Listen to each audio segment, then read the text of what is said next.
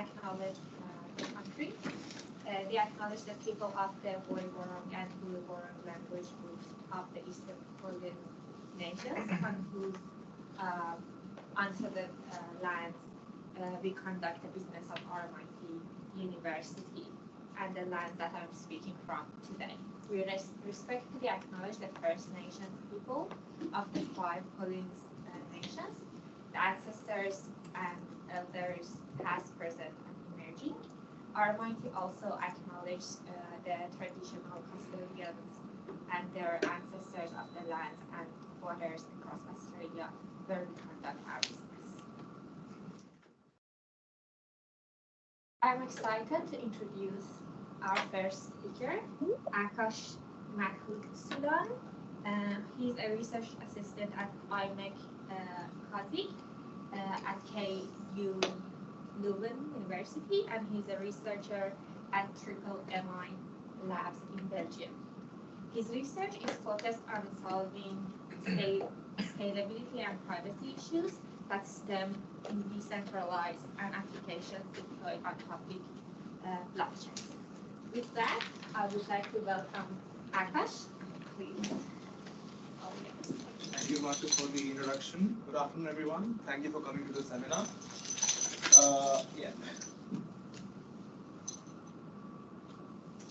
Today I'll be talking about our research on reusable, instant, and private payment guarantees for cryptocurrencies.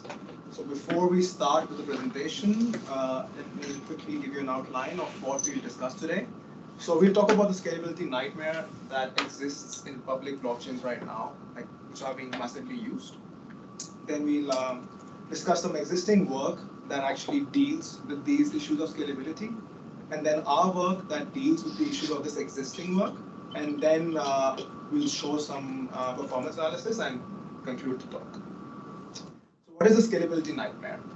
As you all probably know, Bitcoin and Ethereum are horrible when it comes to performance. Bitcoin has 7 transactions per second, and that's a very optimistic estimate.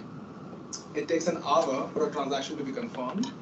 And this makes it extremely unusable for retail market transactions, because you can't just go to a coffee shop or Target and wait for an hour until your transaction gets confirmed. Ethereum, on the other hand, this figure shows the proof of work Ethereum, but even with the transition to proof of stake, it's bad. And it actually, the latency or the transaction confirmation time got worse when it transitioned from proof of work to proof of stake, from 3 minutes to 13.8 minutes for transaction confirmation. In Bitcoin, this problem stems because of the block size. It only has 1 megabyte of blocks, which basically means that you can only fit a limited number of transactions, and each block is every 10 minutes. So there's nothing much you can do to increase the performance if you just look at the design of Bitcoin itself. Well, then a more naive question is, why can't we just increase the block size from 1 megabyte to 10 megabytes or 1 gigabyte? Well, that's because of this trade-off between decentralization and public verifiability. So I think the last time I checked the Bitcoin blockchain that is stored by the full nodes, it's around 400 something gigabytes. And that's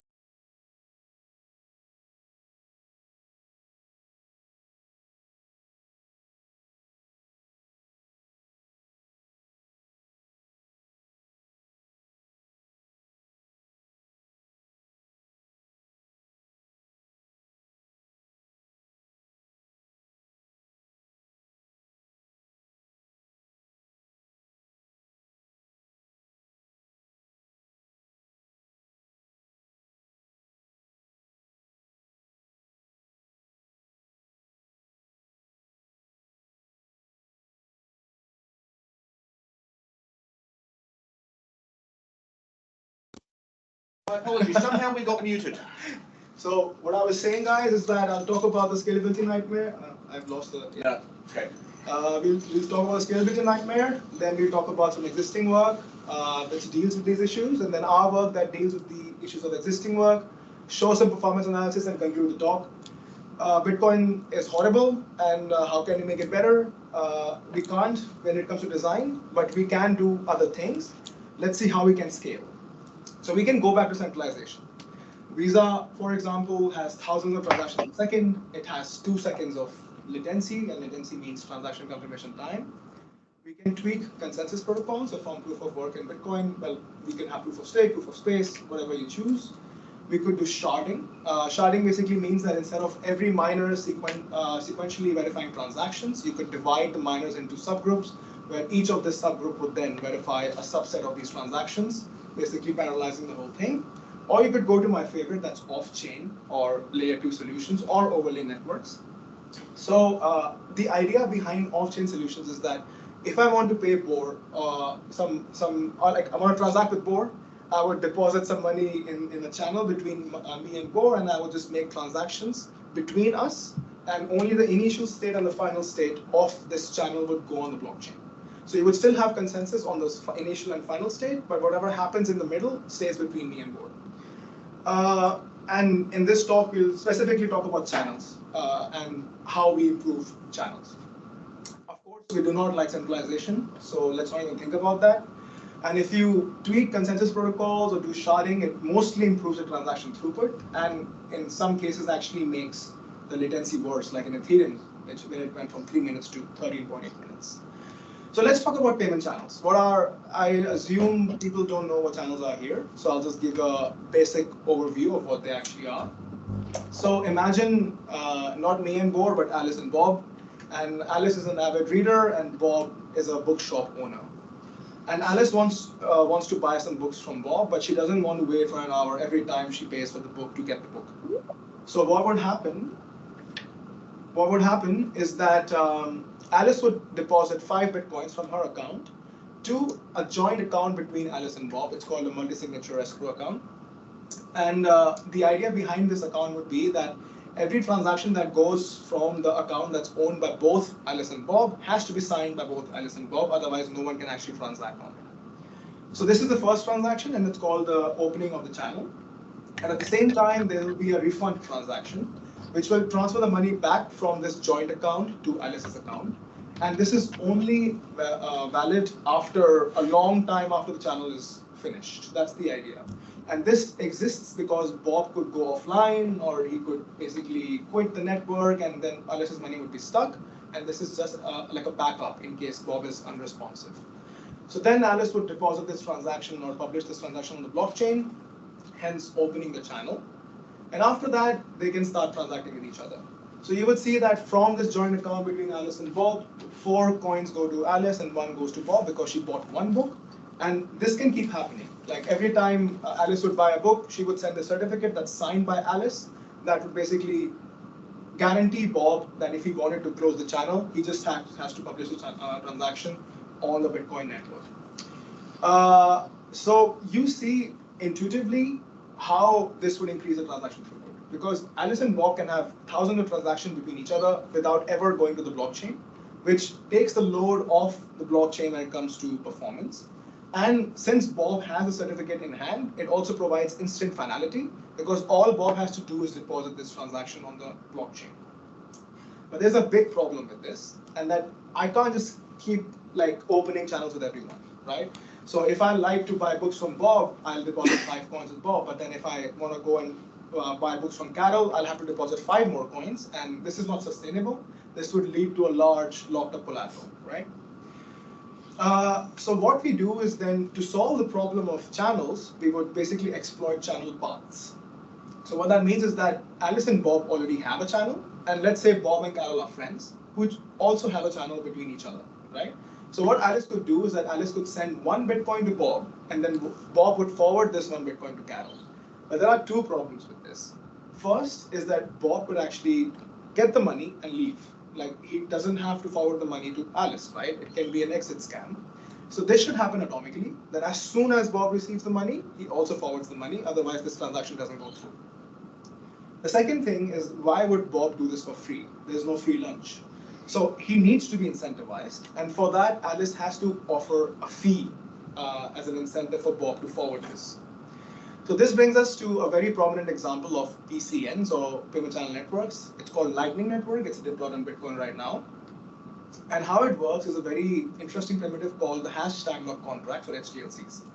So what would happen is that, you remember in payment channels, Alice just had to send a certificate to Bob, and then Bob would deposit this transaction on the blockchain, and then he would get the money, straightforward.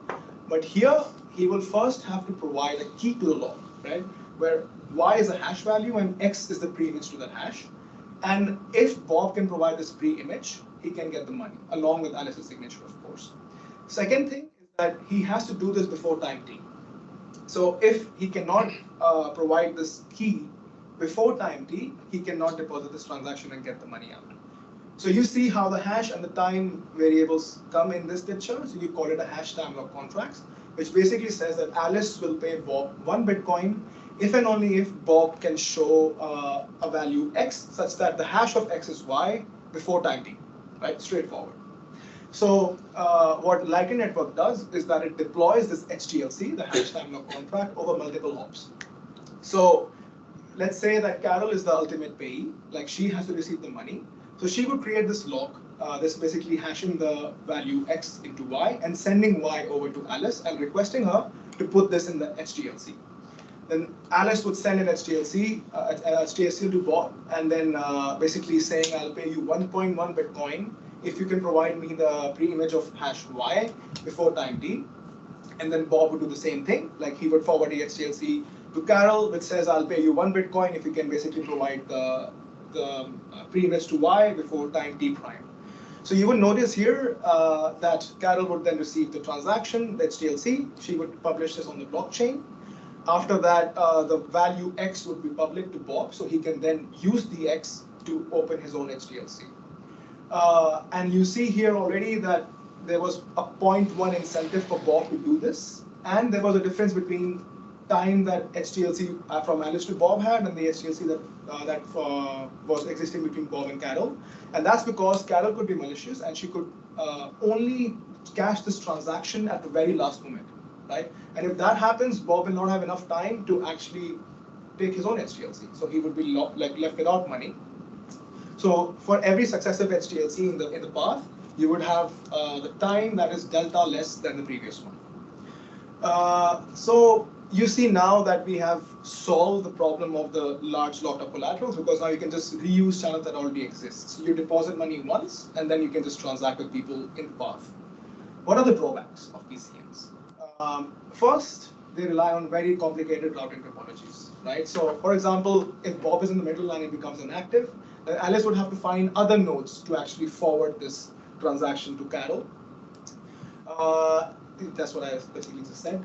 And the second thing is that they're basically bound between two parties. The funds are bound between two parties, as you saw, between Alice and Bob, and then Bob and Carol. And they can only be transferred within two other parties if there is some fees involved. So these are like fee contingent routes. And the last thing is that PCNs by nature cannot avoid central hub establishments. And why do I say that? It's because research, a paper by Zita Avarikiothi, it's called Ride the Lightning, and practice, this is a snapshot of the Lightning Network a few years ago, suggests star topologies. So in Zita's paper, they argue of how star topologies are very efficient for PCNs to actually work. And as you see in the snapshot, there's a bunch of these big yellow circles that are forming between the channels, and they're called channel hubs. So what are channel hubs, right? So I will not go into detail about what they are. I'm just going to quickly introduce them. Imagine one supernode that has millions of incoming and outgoing connections, right?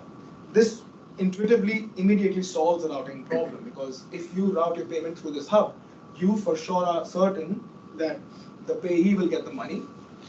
But they're very expensive to run, because if you remember, I mentioned that the payments have to be atomic, and for atomicity, you need the node in the middle to deposit money. So if there were 1 million nodes that they're connected to, and each of these nodes have a collateral of at least $1,000, I'm talking dollars because they're easy to understand, the hub will have to maintain a collateral of $1 billion. So this clearly creates a lot of centralization, because not a lot of organizations can actually afford to deposit that much money. Yeah, so just bolding it out to show that it's a big problem. So one example of channel hubs is called Tumblebit. This was a paper by Ethan Hillman. Again, not going into details, just giving the idea what actually happens. That you basically have a non-custodial operator that has a big pot of money, right? And every time someone would join, they would basically deposit their own money from this pot into the channel between the node that joins and them. So basically, they really have to be very wealthy to be able to grow this hub to a lot of connections. Second thing is that whenever a new customer would join, they would have to make on-chain transactions, which also leads to a lot of on-chain traffic to even establish these hubs. So a question that I asked to myself, and maybe I can also ask you guys, can we actually use cryptocurrencies like Bitcoin and Ethereum to make payments in a retail scenario? I'm not talking about paying each other. I'm talking about actually going shopping and using Bitcoin. Well, the answer is kind of. Because you see the problems that I only talked about so far. If you use payment channels, it leads to very large locked up collateral because I have to open one with Carol, with Alice, with Dave. So what? And the second thing is that even these collaterals that you deposit in these channels constantly deplete because the payments happen through these collaterals. Like they're not used as a fallback. They're actually used as a method to pay. And then if you extend these channels to PCNs, like Lightning Network, that leads to very complicated route discovery issues. And if you extend the PCNs to intermediary-based architectures like hubs, you have liquidity issues. And if there's some research that tries to solve the liquidity issues in hubs like Tumbleweed, but that leads to a lot of privacy issues because the hub operator sees everything that's happening in the network. So they do work. Like Lightning Network is deployed right now, a lot of people use it, but they have problems by design. So what do we actually need to fix? So with the problem of each customer having to make a lot of collaterals in payment channels, you basically need a single monetary deposit. Like if I deposit money once, then I can use it with everyone I want. Second thing is that the collaterals that basically constantly deplete, and I require reusable collaterals. So in my understanding, collaterals, if you go to a bank and ask for a loan, they would ask for a collateral that is basically a fallback. So if you default on the loan, you can get the money from the collateral. In this case, that doesn't happen. In this case, you use the collateral to make the payments, which doesn't make any sense to me. So you need reusable collaterals. You don't want them to use the collateral to make the payments, but only use it as a guarantee that if they default, they'll pay. And if you extend these PCNs to which leads to route discovery issues, you need basically a hub architecture, but this hub has to be trustless. There should not be liquidity issues, there should not be privacy issues. And which basically I said that we need privacy from intermediaries, like protocol level privacy. So just a disclaimer, in this research, we talk about protocol level privacy, not blockchain level privacy. There is existing work that deals with these issues. So there is a paper by Mavroudis et al. That was published in NDSS in 2020. And they managed to fulfill the first requirement, a single monetary deposit. They managed to provide reusable collaterals, so without having to deplete the channels all the time. But they could not offer privacy from the intermediaries. And this, again, privacy is protocol level privacy. There was a paper in 2021 by Sherman Chow. This was called LDSB. I do not know the full form. They managed to basically solve the single monetary deposit problem. They also provided privacy, so they were trying to improve Snappy. That's why they focus on the privacy. But then they forego on the reusable collateral property. So you see that the previous works either trade off privacy for reusability for fast payments or vice versa. There's no sweet spot. I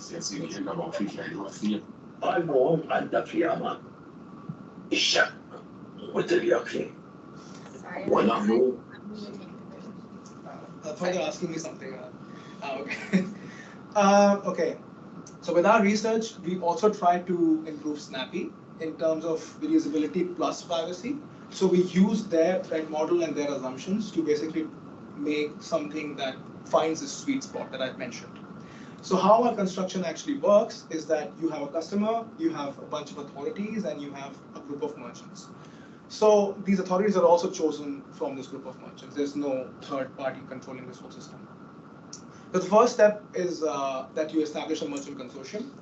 And the idea behind this consortium is that whoever is present in this consortium would be able to receive fast cryptocurrency payments. The second step is that the customer then can register themselves and pay using cryptocurrency. And the third step is obviously spending. So they can use any cryptocurrency they want to make payments.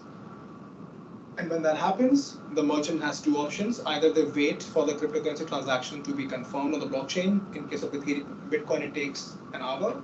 Or they use this system which provides them with a payment guarantee which they can instantly verify and then transact with the customer. So you'll see in the performance analysis of how much time it actually takes using our system to do this verification. So let's go in a bit into detail and talk about the merchant consortium part. So the idea is that the authorities would basically pre-compute credentials. And in this case, we only provide a public key to the merchants that join.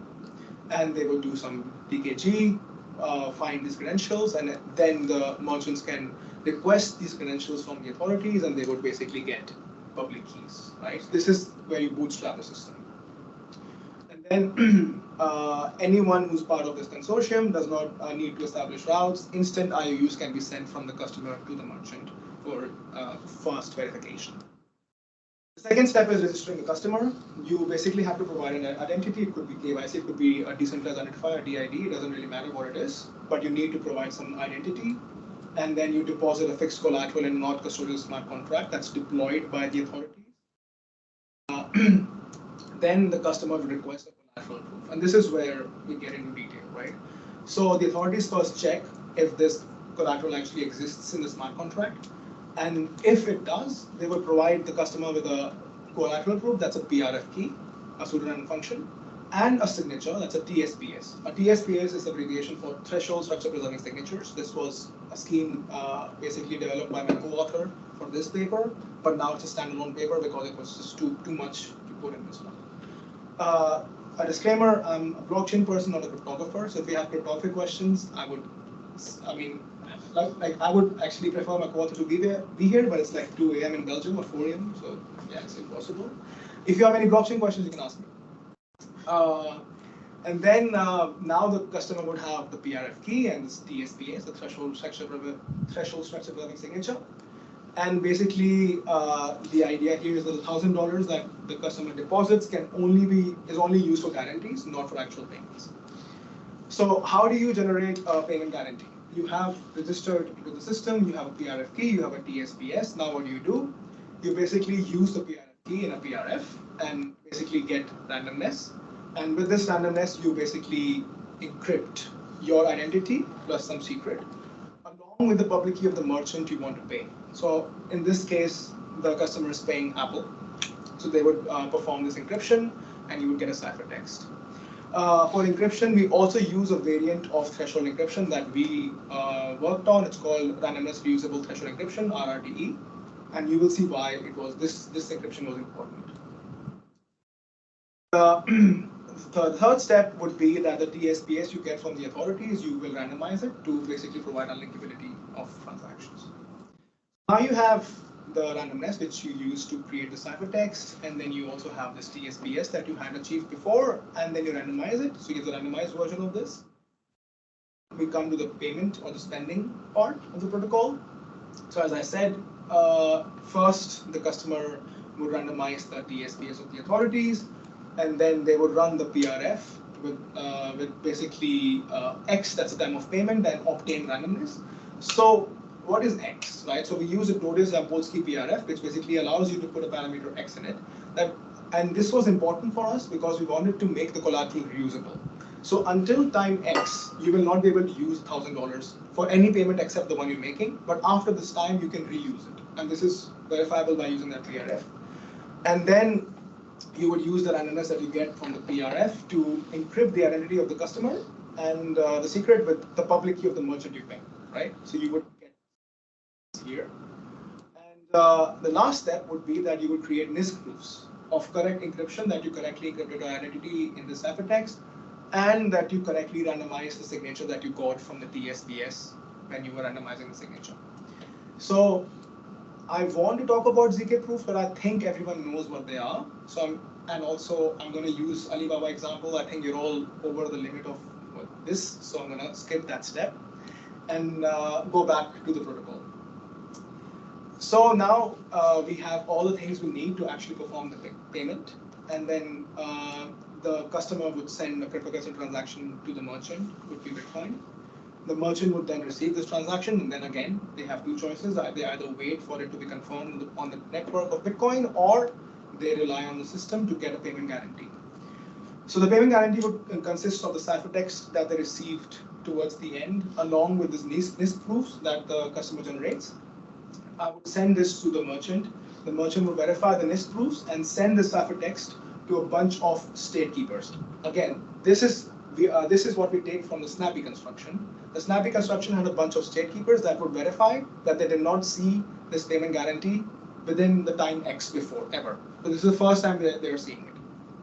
So once the state keepers would verify that this is a fresh payment guarantee and hasn't been provided before, the merchant would be very happy and they would be like, okay, I'm pretty sure I'll get the money. So they would provide whatever the products are to the customer. Again, with the randomization that we do in the NIST proofs, we get privacy from the intermediaries. So what can go wrong here? Like, this construction is, of course, like something can go wrong here, right?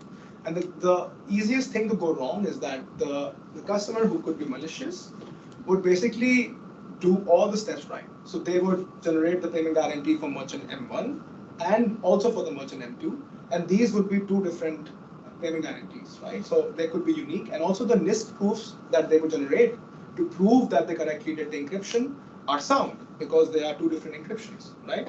So the customer who's malicious would send the payment guarantee to merchant M1, and then the merchant M1 would send this payment guarantee to the state keepers to verify that they never saw this before, and then the merchant M2 would do the same thing. So if I'm trying to double spend, I'll pay two merchants at the same time. So I would send the payment guarantee to merchant M2, which would then also forward the ciphertext of the payment guarantee to the state keepers. Now, by using the RRTE that we worked on, if we merge these two ciphertexts, the first one for merchant M1, second for merchant M2, we'll actually get the plain text. That's because they are reusing the randomness they got from the collateral proof. That's the PRF, right? So this was possible because of our RRTE scheme that we designed. So this way, we can then say what was the identity of the customer that cheated, and then remunerate the victim merchant. So what does our work achieve? It provides single monetary deposits because there was only one time the customer deposited $1,000. It provides reusable collateral because after time X, you can do this guarantee thing again. You don't have to deposit more money to be able to generate payment guarantees. It provides you with a trustless hub architecture because the authorities are only involved in the bootstrapping and registration. They have no role to play in the payments or anything that happens between the customer and the merchant. And it also provides protocol level privacy from the authorities, from the state keepers, because the state keepers have no idea, unless the customer is malicious, who the guarantee is from. So just for showing the performance, we again designed our experiments like how Snappy did. So we put a stress test of 1,000 transactions per second and increase the number of state keepers that would verify the payment guarantees, which went from 40 to 200. And we saw that the latency for each transaction would grow linearly with the number of state keepers, as you can see in the graph. And then basically, with 40 state keepers, we had a verification time of 550 milliseconds. It only takes 550 milliseconds for the merchant to be sure they'll get the money, so they can transact very fast. And with 200, this was around 1.3 seconds. So our sweet spot was 120 state keepers, which is close to the community size in Ethereum, for example. And it seems like an optimal trade-off because you would have a big enough committee to verify these payment guarantees, and you would have latency of like 900 milliseconds, which is still lower than a second. In terms of future work, I mentioned that we used ideas from Snappy. So we used their threat model, we used their system model, and we saw a lot of problems with that too. Like we saw a lot of problems with how the system model, the incentive mechanisms, all were working.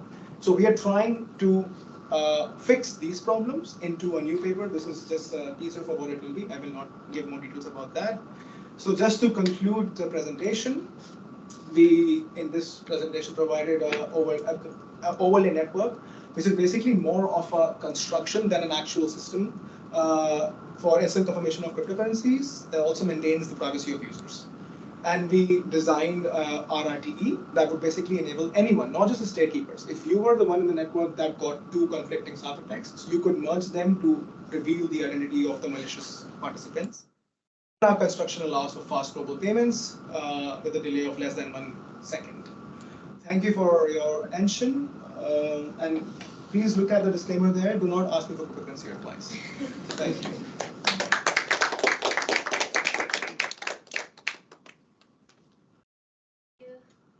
So we first check with the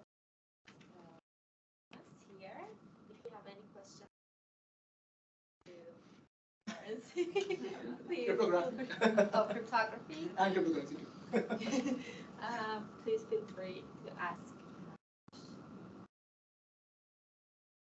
For the HTLC transactions, what's the standard time frame that you allow before an expiry? It depends on the channel makers. It's a flexible thing, right? So for example, if I want to establish channels with large retailers, I would have a large time frame. And then the refund transaction would be delta time after that to provide security. But if you ever were to use Lightning Network, I say do not use them. They're horrible. That's why this research is being presented. Yeah. How many parties could you check for a valid transaction? You mean in terms of state keepers? Yeah. So in our experiments, we had optimally 120, but also I'm not a good programmer, so my code wasn't the best. But I think if you hire professionals, this could be increased even further because they would have a better parallelization of the code. Any more questions? Curious with the HTLCs. Mm-hmm. Can those chains be longer than 2? Yeah, of course. Yeah, that's why when the middle party quits, you can have 5 more to replace them. But that would increase the fees you pay. Yeah, and potentially someone at the end of the chain could eat the payment they're losing to prevent people further down the chain from completing theirs. Exactly, and there are attacks called wormhole attacks, which basically completely skips the middle party for more fees to the successive node. There are also attacks in this literature that prevent proper incentives for the nodes participating. Fair enough. Okay. And there's no reason with your scheme that you couldn't use one of the already privacy preserving blockchain networks. No, you can use them. Can you? Yeah, so for Zcash you have viewing keys where the merchant who receives this transaction can use his viewing key to see if it's for them or not. Okay. So you could then again verify the transactions that are happening on the network to just make sure that the transaction that I am sending you a proof of is for you. Yeah. Right? That's the only thing I have to verify. Thank you. Any more questions? Okay, let's check with the online audience. Do you have any questions? Please feel free to type your questions in the chat box if you want to ask questions. Or you can also unmute yourself and ask your question. Do you have a question here? Can you read it or should I? Yeah, I can. I feel like we're going in a circle. Blockchain is meant to remove the middleman, but your work brings the middleman back, even though it is to authenticate transaction, which again resembles the handshake protocol comments. I do feel you're right, but there's also this thing called a scalability trilemma, which basically dictates that you can't have scalability, decentralization, and scalability, decentralization. Oh, what was the third thing in the trilemma? Does anyone here know? No, because scalability. Oh, yeah. Decentralization. Oh no, I wrote Privacy? I wrote this on my thesis. Yeah, security. Yes. Security. Yeah, that's true. Thank you. So you can't have all 3 of these. You have to compromise on some facet. So that's why we try to bring the middleman or try to have a semi-decentralized approach while making sure that's trustless. So you don't, the middleman doesn't have any information about what's actually happening on the network. They only maintain the network. But no, it's a valid comment. I didn't see a way across it though. Any more questions from the online audience? When you try to address double spending, you were saying something about the authority being able to reimburse to fix the extra transaction for the merchant. Yeah. So sometimes in there, the authority, that entity will have the authority to fix some transactions. Yeah. So it's not just for authentication or validating transactions, it's also to fix some financial transactions there as well. Which to me is not much like middleman, like a central bank, something like that. Yeah. So with RRTE, when you encrypt the ciphertext, you have, along with the identity, the secret to the collateral, right? So basically, for example, I'm this non-custodial smart contract that exists on Ethereum, let's say.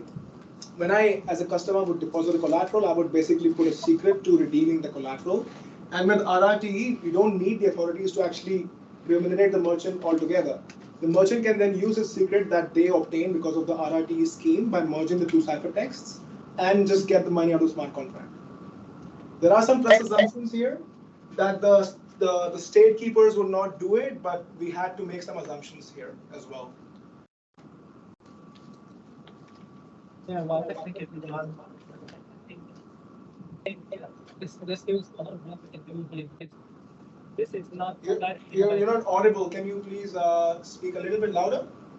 I'm just saying that it's entirely clear to me how this is, like very innovative in solving problem with.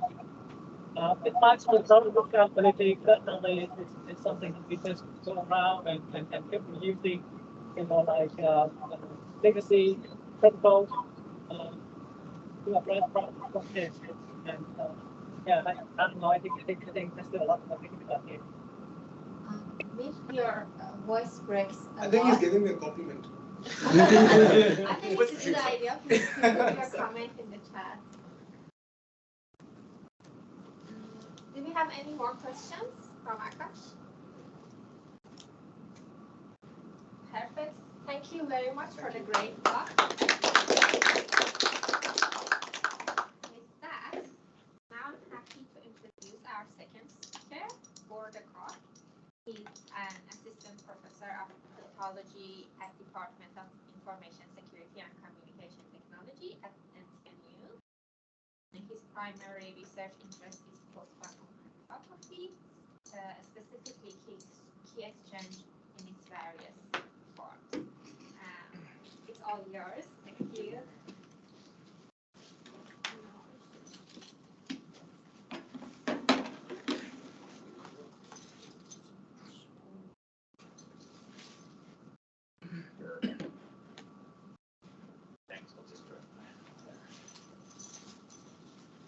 Yes, thank you.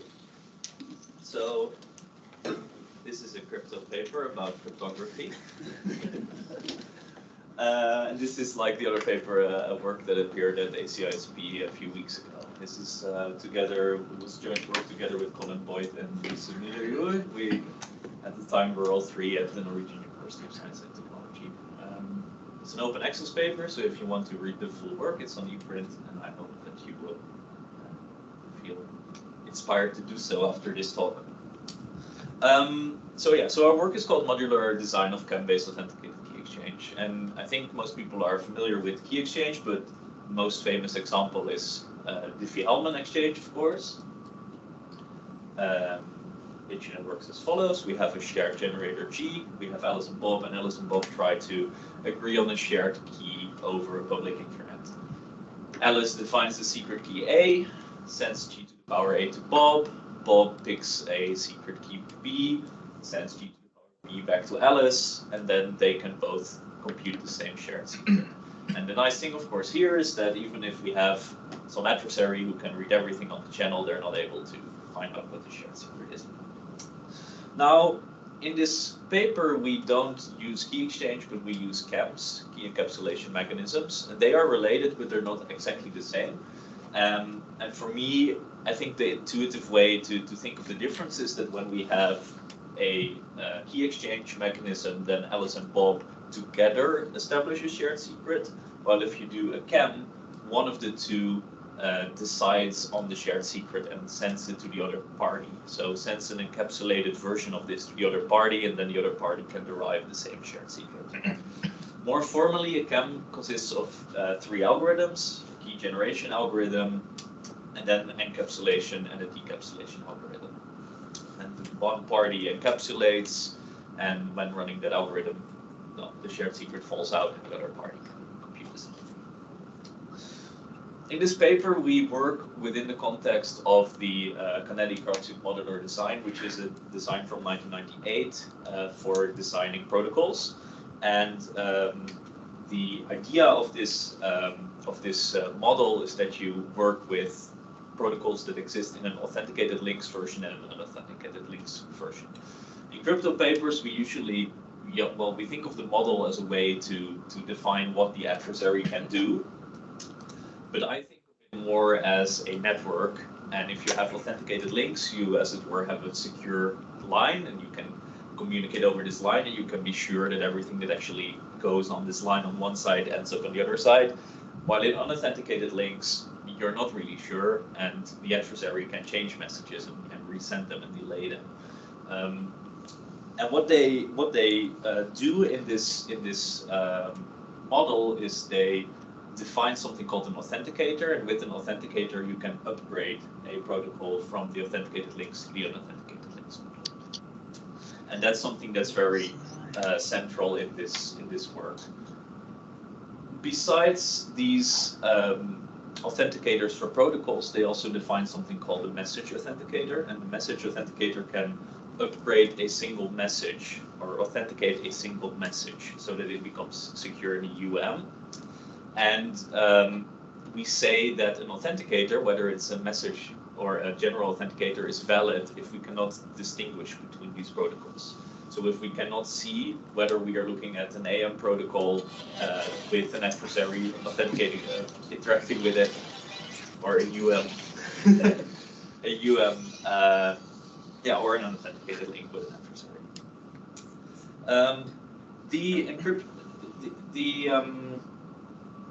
The most basic message authenticator that they mention is called the encrypted authenticator, or the encryption-based authenticator. This is from their work. So what they do is they say, okay, Alice sends a message M to Bob, and Bob then replies with this message as well as some nonce, so some random number that they pick. This random number is encrypted.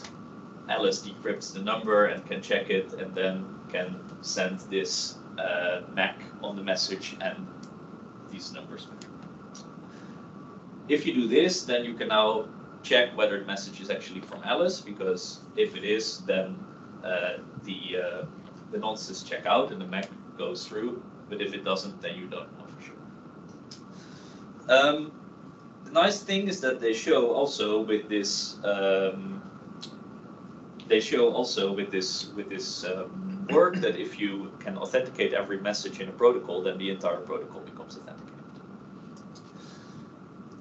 Now, this is complicated. We do 3 messages. It looks like very clearly like you can simplify it, and it turns out that we can. You can also, yes, this we talked about. You can also turn this message transmission protocol, this message transmission authenticator, into a 2-message protocol like this. So we drop the first one, and we just say Bob sends the nonce, encrypted, and then Alice replies. So this idea of authenticated single messages and this idea of simplifying protocols is something that's very important. The first contribution that we do in this paper is that we show that instead of doing this encryption-based, you can also do this KEM-based, and then it will look like this. So instead of doing encryption and then decrypting, we encapsulate and then decapsulate. Now this looks a bit obvious, and the reason that they didn't do this earlier probably is that this idea of using KEM, as it were, to authenticate is relatively new, and it has become relevant relatively recently, and we'll get to that in a second. With this new KEM-based authenticator that we have added, we show that this is secure in this original model, so the kinetic COSIC model, as long as you have a CCA secure KEM, which is the normal definition of security for KEMs. The idea of our paper is not specifically just looking at KEMs for authentication, but we, as it were, abstract to building blocks. So we don't really talk about a specific KEM or a specific way of doing cryptography, but we rather abstract. So we say, we want to authenticate, you can do this with a KEM, or you can do this with a MAC, or you can use signatures, or you can use this encryption and decryption like Bor de Kock originally did in her work. The idea is that we zoom out and that we show that by combining these different forms, these different blocks, you can create new protocols. So say I want to create a protocol and I want to do a KEM for key agreement, that's the idea of the protocol. I want Alice to authenticate with a signature, and I want Bob to authenticate with a signature, and then this is the protocol that rolls out. So we add these message authenticators to both of the messages, And for both sides here, we use signatures. Similarly, we can do this with KEMs. So say I want to do key agreement with KEM. I want to let Alice authenticate with a KEM. I want Bob also to authenticate with a KEM. And then this is the protocol that rolls out. Now here we have a 4-message protocol. We can simplify that further if we want to. We get to 3 messages. And this is done by applying specific, some specific tricks, but the most easy one is that you piggyback, as it were, messages on top of each other. So you merge several messages into one. That looks super obvious. It has some consequences for the proofs that you have to do to make sure the security proofs still go through. I will not cover the proofs in this talk, but there is a lot of proving of all these protocols in the paper. So if you're interested, I hope that you can. We can derive all kinds of protocols in this way, and that's one of the other contributions of this paper. It's the 3rd one in the paper. That's why the numbers don't add up. So we come up with 5 new protocols.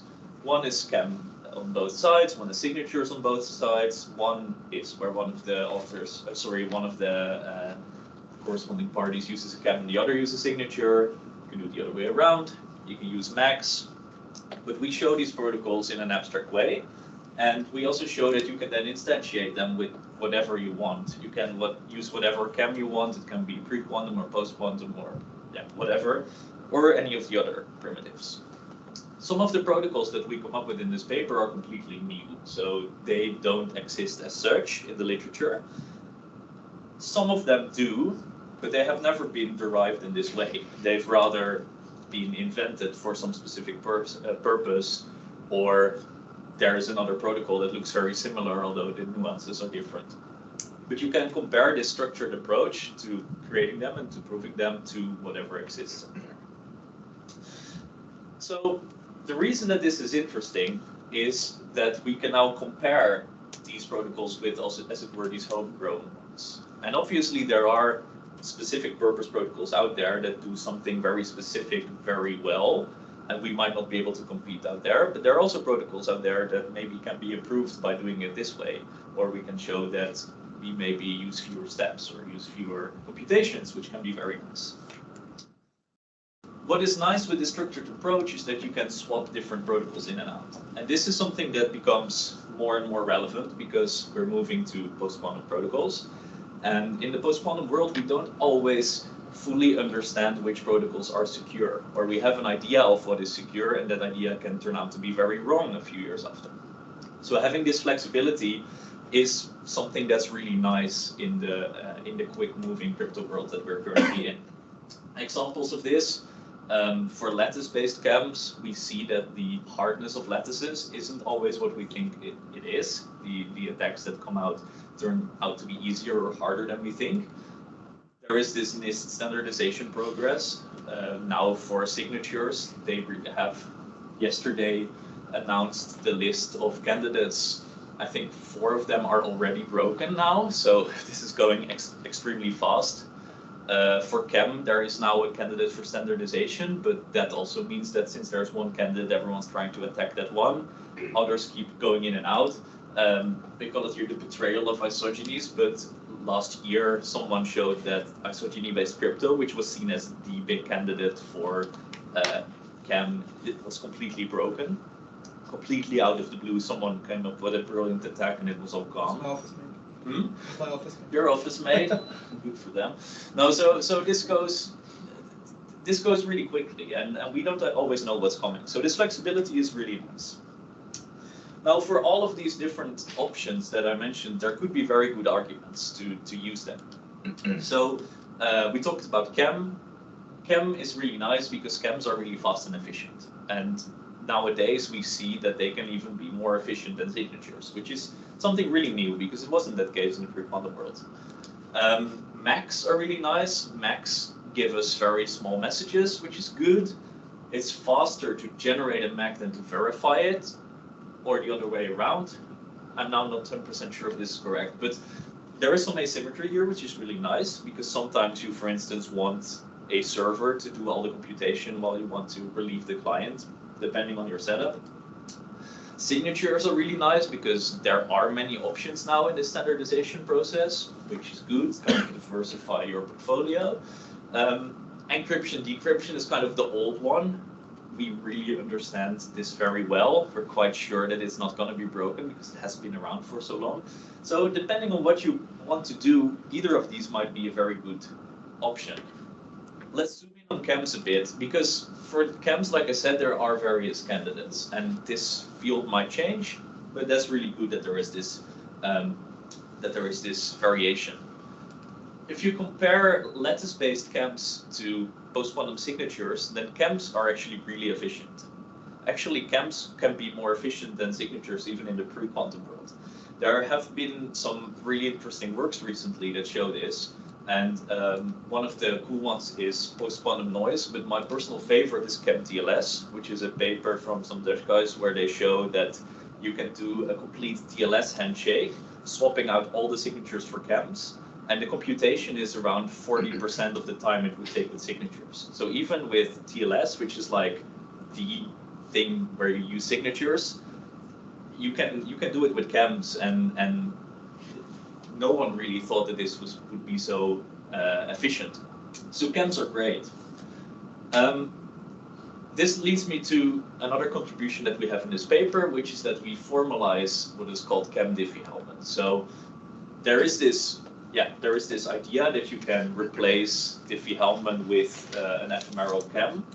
This has been done many times, but it's never been formalized in this model that has been around for a long time. So we formalize in this kinetic crunching model how you perform this trick, as it were. And we come with a security proof there where we use the CPA security definition for KEMs, which is also standard. Framing this trick, even though the trick is known, into this model is an advantage, because now you can compare protocols within the same model, and that makes the security comparisons in the literature better and more fair. So to summarize, this work that we've written has a few interesting contributions. The first one is that we do this new KEM authenticator and frame it in the kinetic crunching model. Second is that we use this existing idea of using KEM as a Diffie-Hellman substitute and frame it in this model. And then the third one is that we come up with these systematically derived protocols. And here are they. If you compare the operations that we do for the 5 protocols in our work with the literature, you see that we don't always use fewer operations, so we don't always use a more efficient strategy. But again, whether that's better or not depends on what you're doing. Comparing us with KEM-TLS, for instance, isn't really fair, because TLS requires all kinds of keys and long-term keys and semi-long-term keys, and you have this key schedule with all this stuff going on. So it might look like we are a lot more efficient, but we don't really know if that's true. And also there are various applications where you might want to use one over the other.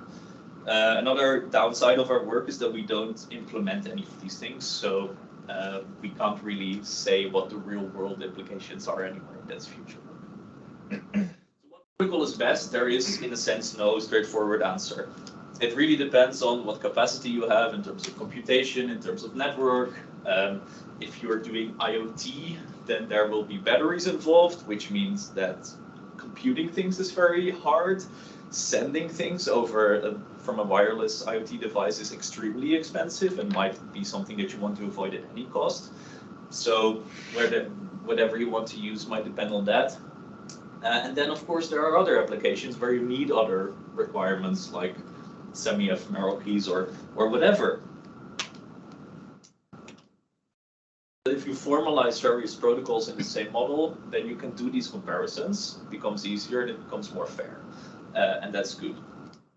Aim in the sense of this work, and the main result maybe is that we add more options for various situations, which might be very relevant or interesting depending on what you're doing. So just some conclusions.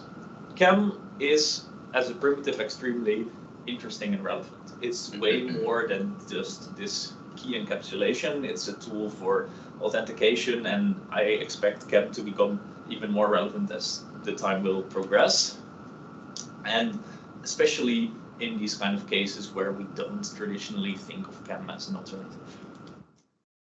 The Kinetic-Craftsec model is still very relevant. There are plenty of other models that are also very good and that have their benefits, but it's still alive and well, and I think we should still look at it as much as we can. And I hope that you will all want to read our paper. So in the paper we do a lot of cool stuff, including the proofs. I opted to skip them now for the benefit of making this talk human enjoyable. But they're very good, and I hope that you will have a look at this paper. With that, I conclude. Thank you very much, Amy, for inviting me, and thank you all for coming, and happy to discuss. Do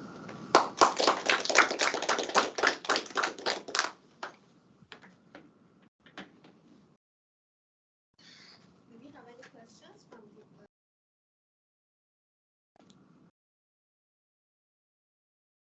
How about online people? You can unmute yourself and ask your questions, or you can type your question in the chat.